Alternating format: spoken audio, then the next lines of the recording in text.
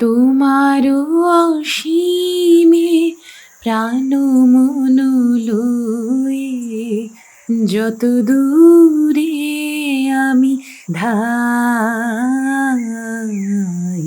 কোথাও দুঃখ, কোথাও মৃত্যু, কোথাও বিচ্ছেদ নাই।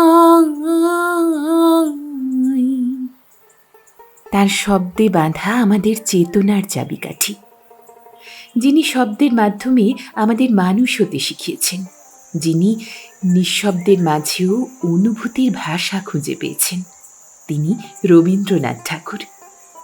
তার প্রত্যেকটি গল্প, গান, কবিতা যেন মানুষের মনের এক একটি আয়না। তার মধ্যে কখনো আমরা নিজেকে খুঁজি, কখনো আবার অনুভূতির মধ্যে হারিয়ে যাই। আজ 25শে বৈশাখ, তার জন্ম জয়ন্তীতেই গল্প একান্তের পক্ষ থেকে জানাই আন্তরিক শ্রদ্ধা ও প্রণাম।